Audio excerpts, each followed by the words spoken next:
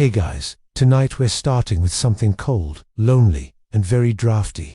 So dim your lights, grab a blanket, maybe a cup of tea that won't actually keep you alive in sub-zero weather, and let's drift back into the 1800s where mountain men were trying their best not to freeze solid like popsicles in buckskin pants. Now, when we say mountain men, we're not talking about your uncle who refuses to leave his cabin in Montana.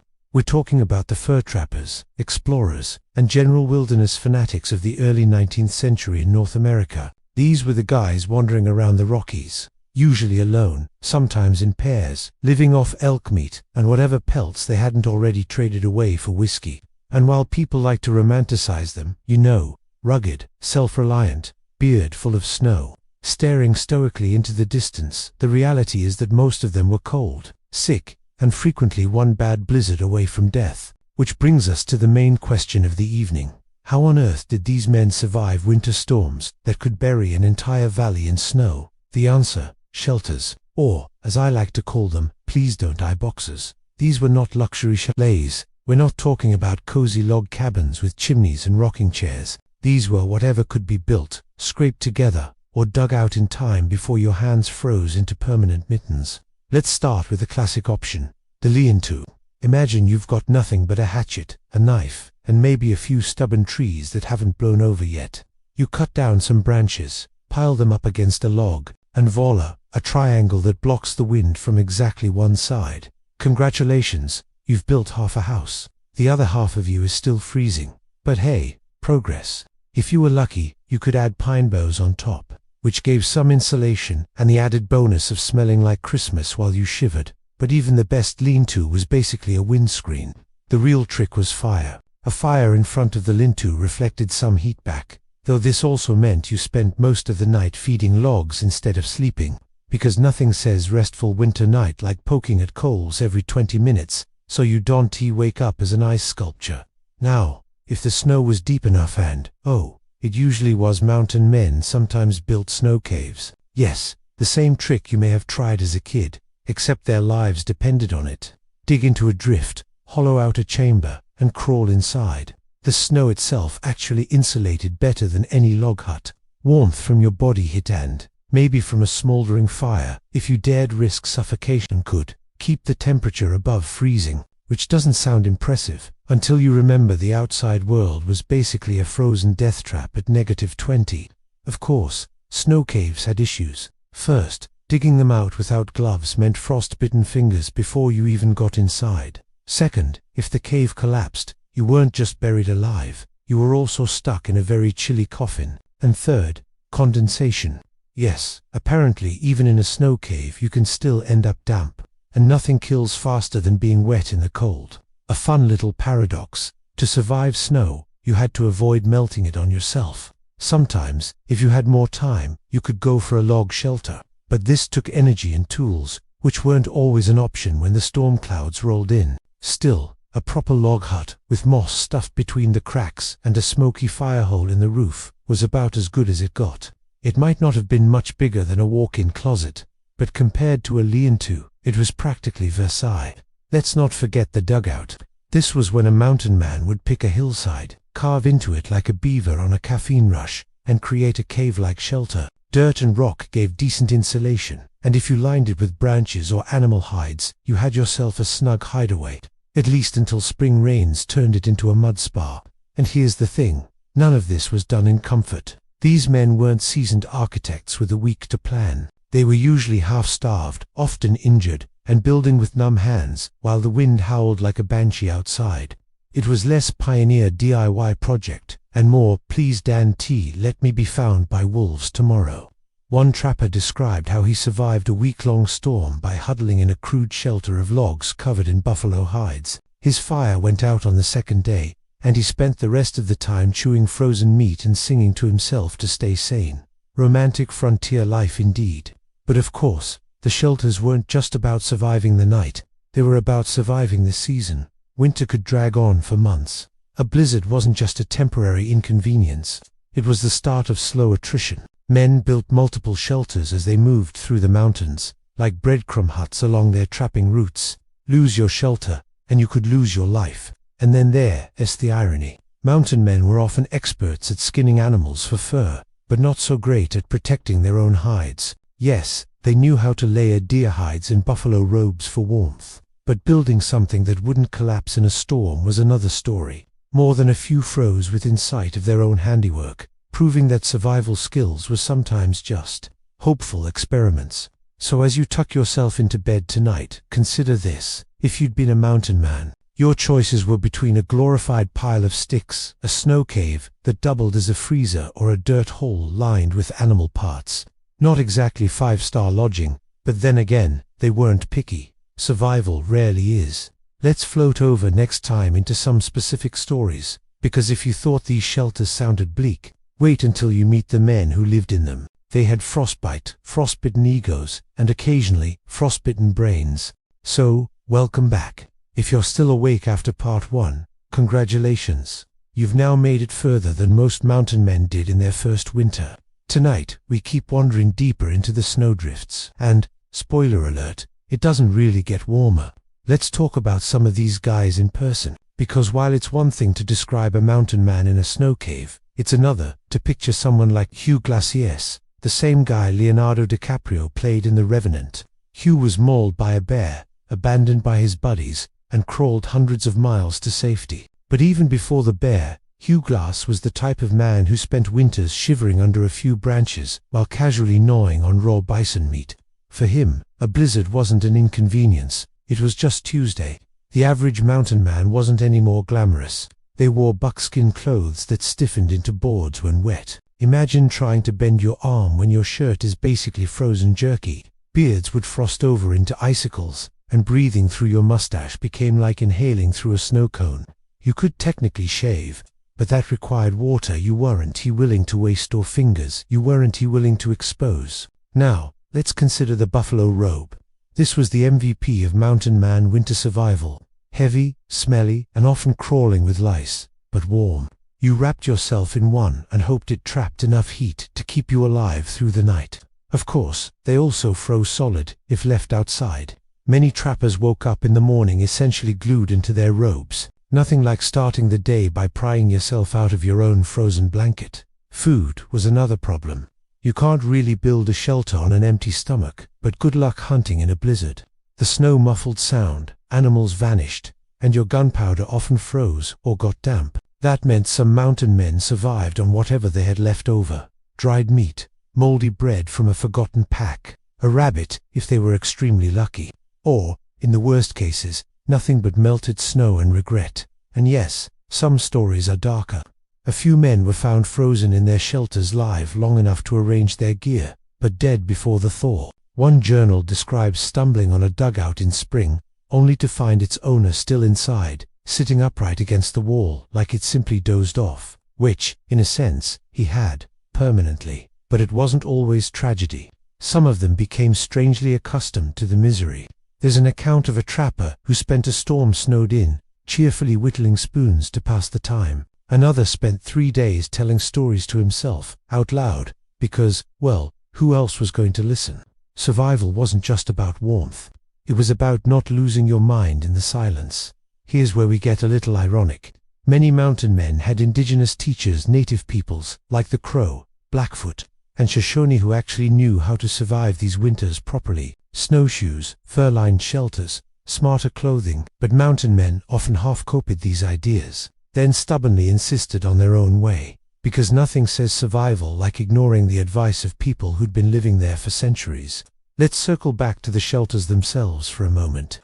A well-built snow cave or dugout could keep you alive. Yes, but let's be honest, they were miserable, cramped, damp, smoky, dark. You'd lie there for hours, listening to the wind shriek outside, wondering if the roof would collapse or if your fire would choke you in your sleep. And of course, every sound branch is cracking. Snow shifting was a reminder that the wilderness didn't really care whether you lasted the night. What's fascinating is how casually they described all this. In journals, you'll find lines like, built a hut, snowed in 3 days, ate wolf meat, nearly froze, continued west. No exclamation marks, no drama, just monotone suffering, as if hypothermia was a mild inconvenience on par with misplacing your hat, which, in a way, makes this bedtime material. Because when you realize these men spent months surviving in holes in the snow, your own cold bedroom feels like a luxury suite. And so, as we glide deeper into their world, keep in mind, the blizzard was not just weather, it was a test of endurance, stubbornness, and occasionally, poor planning. And somehow, some of them passed. Let's float next into a few specific winter survival tales, where the shelters barely held. The snow piled high, and the men inside discovered just how long a human being can last on a diet of frozen venison and self-pity. Hey there, you made it back, which already puts you ahead of some of the poor souls we're talking about tonight. Because as much as we like to think of mountain men as rugged survivalists, a lot of them were basically walking cautionary tales wrapped in buckskin. Let's begin with Jim Bridger. You've probably heard his name. He was one of the most famous mountain men, known for exploring the Rocky Mountains, discovering geysers, and generally being everywhere at once in the fur trade era. But in winter, even Bridger had a rough time. One story has him snowed into a crude log shelter near the Green River. Supplies ran low, the firewood pile shrank faster than he could chop more, and his solution was to survive on nothing but parched corn and melted snow for days. Imagine a man who discovered half of Wyoming, reduced to slurping what was basically wet popcorn dust just to stay alive. Heroic, sure. Glamorous, not really.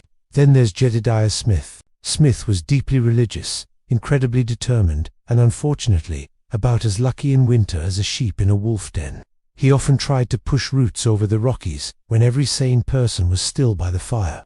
More than once, he ended up half-frozen, staggering through snowdrifts with starving men behind him. His shelter of choice, dugouts along riverbanks. He'd dig into the soil, line it with sticks, and hope the ceiling didn't collapse. Think less pioneer cabin and more muddy foxhole. Now, Hugh Glacius, back to him again, was a legend for reasons that usually involve pain. His winters were a mess. Glass was once caught in a sudden whiteout storm and forced to huddle under a single buffalo robe for 2 days. His shelter was basically snow piled around him like an accidental igloo. When he crawled out, he was frostbitten and half-starved, but somehow, still alive. If Hollywood had shown that part, the movie would have been 3 hours of watching Leonardo DiCaprio shiver in a smelly blanket. But let's not only talk about the famous ones. There were hundreds of nameless trappers, each with their own freezing disasters. Take the anonymous journals from the American Fur Company. One entry simply reads, "Built cabin, blizzard blew roof away, dug hole in snow, remained until thaw." That's it.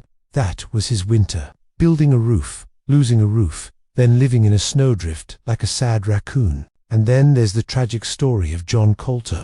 He was part of the Lewis and Clark expedition and later went off on his own, wandering the Yellowstone area. While he's remembered for his dramatic escape from the Blackfoot trunning, naked across the plains, what gets less attention is his winter survival. Coulter often spent storms crouched in makeshift shelters of animal hides, stretched over poles. They leaked, smoked, and froze stiff. One blizzard nearly buried him alive, and when he crawled out, his beard had icicles so heavy they pulled at his skin. Imagine having your own face slowly try to drag itself off because your beard turned into frozen chains. The daily grind of these shelters wasn't just the cold, it was the boredom. Picture being stuck inside a snow cave for 4 days. You can't hunt, you can't travel, you can't even move much without collapsing the walls. So men whittled, muttered to themselves, or simply lay still, waiting.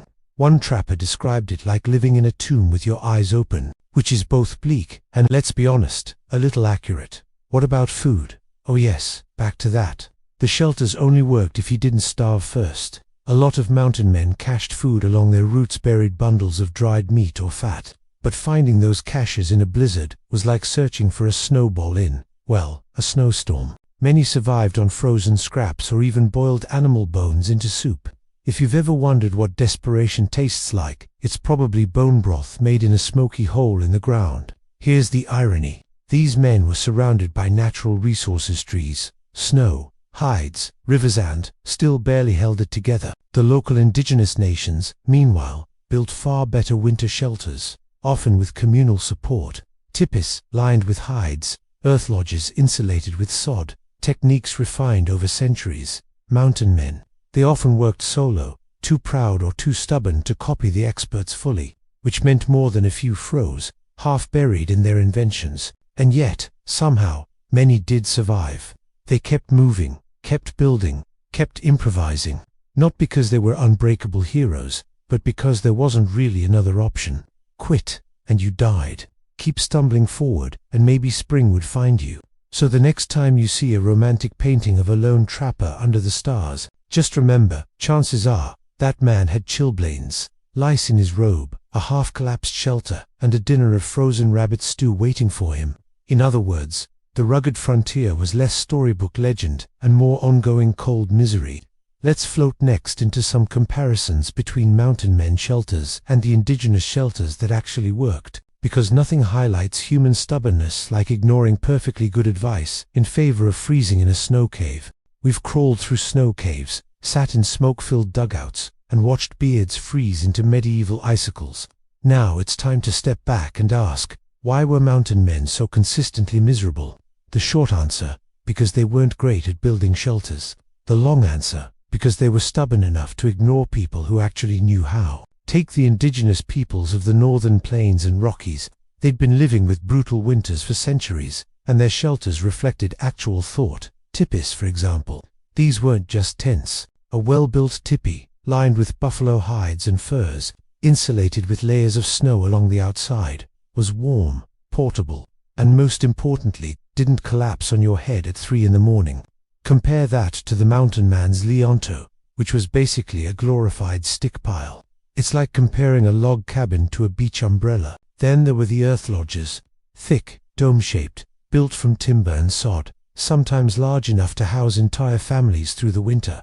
Smoke holes at the top vented fires, walls packed with earth-held heat, and the whole structure resisted wind like a stubborn boulder. Mountain men might dig a sad little hole into a riverbank and call it good, but indigenous builders created something closer to a naturally heated bunker. Snow shelters, too, were done better. Native peoples in the far north perfected the igloo, yes, the real dome-shaped ice structure, built with carefully cut blocks of snow that trapped heat inside. Meanwhile, mountain men were scooping out snow caves like kids digging forts, then wondering why they woke up damp, cold, and cranky. It's the difference between geometry and guesswork. And let's not forget clothing. Indigenous winter gear was fur-lined, layered, and designed to keep body heat where it belonged. Snowshoes spread weight across drifts, so you didn't sink waist-deep in every step. Mountain men, they often wore one heavy robe, maybe two, and prayed their boots didn't freeze solid overnight. And yes, they sometimes tried snowshoes, but poorly made versions that snapped under pressure. Because of course, why copy the professionals when you can reinvent the wheel badly? Part of this was cultural arrogance. Mountain men saw themselves as rugged individuals, self-sufficient, tough enough to make do. Taking too many lessons from native tribes felt, to them, like weakness. The result, more frostbite, more hypothermia, and more grumpy journal entries about how the storm was severe. To be fair, some did learn. A few mountain men traveled with native companions, traded for proper clothing, or even wintered in native camps where the shelters were far superior. But even then, their own makeshift huts still looked like poor imitations. You can almost hear the sarcasm echoing across time. Sure, I'll stay in my smoky lean-to while you all sit comfortably in your lodge. Totally fine. It's also worth mentioning that indigenous shelters weren't just practical, they were communal. Entire families, even multiple families, weathered storms together. Fires, shared meals, warmth from numbers. Mountain men, alone, maybe with a partner, if they were lucky, which meant not just physical cold, but a sort of mental coldness too. Loneliness in the middle of a blizzard was its own kind of frost, and that's maybe the saddest part. For all their bravado, mountain men weren't as tough as they pretended.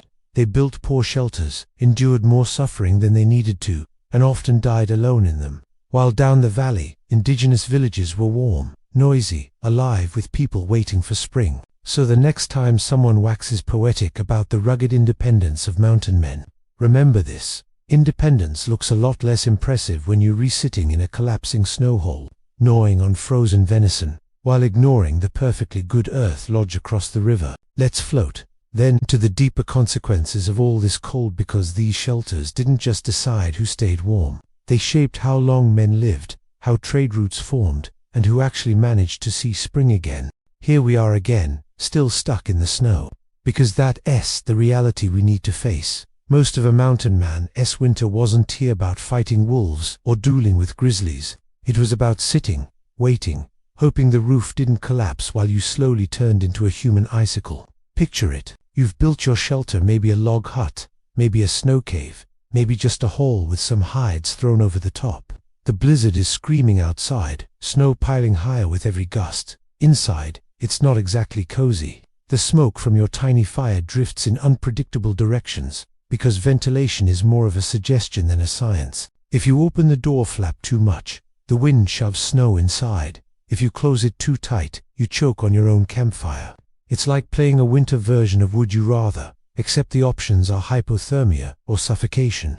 And what do you do all day? Not much. Some men whittled wood into spoons, forks, or little carvings. Others mended clothes. If their fingers weren't too stiff, some simply lay in their robes for hours, staring at the ceiling, trying not to think about food. Because food was always the problem. If you had the foresight, you might have dried meat stored up. Maybe a cache of jerky, pemmican if you'd learned the recipe, or fat chunks wrapped in hide.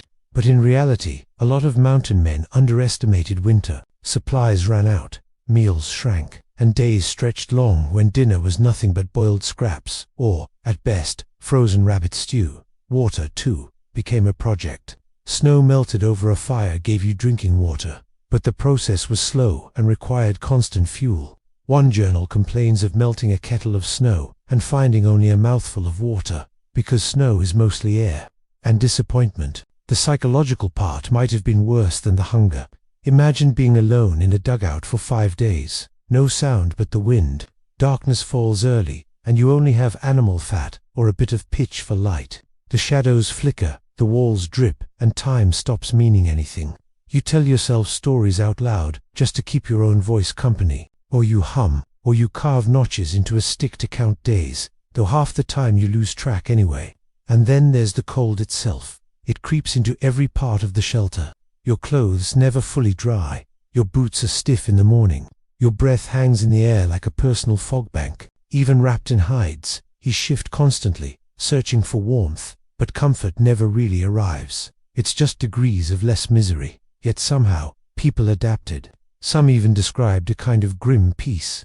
One trapper wrote that he felt as if the storm were a mother, tucking him in with snow, which is poetic, sure, but also slightly delusional. Another claimed he dreamed constantly during storms, because he slept more to escape the endless cold. Survival through hibernation. Basically, the shelters also changed with time. After a few days, snow piled against the walls, adding insulation. Fires carved black scars across ceilings. The floor turned from packed dirt to a slurry of mud, melted snow, and ash. It smelled of smoke, wet fur, and whatever food you'd managed to scrounge. Romantic frontier life indeed. And let's not forget the body. Winter in a shelter meant cramped muscles, swollen joints, and sometimes frostbite anyway because shelters weren't perfect. Fingers blackened, toes numbed. Some men kept moving inside their huts just to stay alive, pacing like caged animals. Others wrapped frostbitten feet in hides and prayed circulation would return. Sometimes it didn't, but through all of this, there was the waiting, the endless waiting. Because survival wasn't about thriving. It was about enduring, hour after hour, day after day, after day until the storm finally broke. Then, if you were lucky, you crawled outside into a world buried deep in white silence. If you weren't lucky, someone else might stumble across your shelter months later, still intact, still waiting, only now with a frozen occupant inside. So yes, the shelters worked, but they were not homes. They were prisons of necessity, places where you endured rather than lived. And every mountain man who survived them came out with a little less warmth in his bones, a little more frostbite on his extremities, and usually a much bigger appetite. Let's drift, next, into those appetites. Because once the blizzards ended, food became the obsession, and some mountain men, well, let's just say their winter diets got weird. So, you've built your shelter. It's drafty, smoky, smells like wet fur, but at least you're not frozen solid. Now comes the other half of the survival game, eating, or more often not eating. Mountain men loved to tell tall tales about feasting on roasted buffalo ribs by roaring campfires. And maybe sometimes that happened, but in a blizzard, Meals were usually less heroic. Picture gnawing on frozen venison so hard it chipped your teeth, or simmering animal bones in a smoky pot until you had a broth thin enough to see through. That was dinner. That was luxury. Let's start with the basics. Jerky. If you were smarter, lucky you had a stash of dried meat. Jerky didn't spoil easily and could be chewed half frozen, though it was about as exciting as eating leather shoelaces. Pemmican, borrowed from native tradition, was better.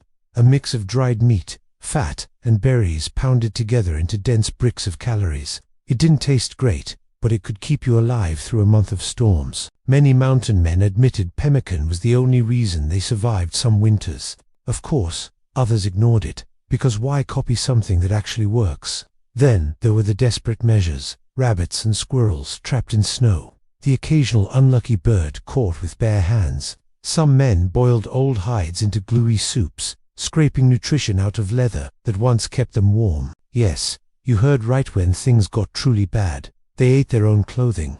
Imagine sitting in a snow cave, chewing your belt strap like it's fine dining. Survival, but not dignity. And then there's the hunting problem. In a blizzard, game disappeared. Buffalo herds moved south. Deer vanished into sheltered valleys. Small animals hid deep. Even if you spotted something, shooting it wasn't simple. Wet powder meant muskets misfired. Cold fingers made aiming laughable. One trapper wrote that he fired twice at a hare and only made the creature curious. That's when he gave up and just went back to chewing snow. Water, as we mentioned before, came from melting snow. But melted snow didn't fill stomachs, so men often drank huge amounts just to feel full, which led to a different problem: constant shivering from the inside out. Nothing says wilderness survival like drinking ice water all day in sub-zero weather. There were also the odd emergency foods: pine needles brewed into bitter tea, bark stripped from trees, roots dug from under the snow. It was nutrition, technically. It was also depressing. One journal notes, boiled pine made a broth of most offensive taste, yet it warmed the stomach, which is about the nicest thing anyone has ever said about pine soup. And of course, the dark stories exist. Accounts where starvation got so bad, men hinted at cannibalism. The records are vague. Nobody liked writing down the details, but rumors spread of trappers who made do with the bodies of companions who didn't survive the storm. Whether true or just frontier legend, it lingered in the background, the ultimate taboo of blizzard survival. But for most, the food story was simply monotony. Day after day of the same tough meat, or worse, no meat at all. Hunger gnawed as steadily as the cold. And in those shelters, surrounded by silence, the human brain turned meals into obsession. Men dreamed of bread, of stews, of feasts back east they hadn't seen in years. One trapper described waking up with tears in his eyes after dreaming of a table full of pies. When you're weeping over imaginary pie, you know the blizzard has won. Yet somehow, they endured.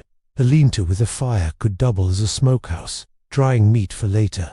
A dugout could store frozen carcasses safely. Nature's icebox. Shelters weren't just places to hide, they became larders, makeshift kitchens, and sometimes sad little restaurants where the only menu item was boiled elk. Again, the irony. When the storm finally ended, food often appeared in abundance.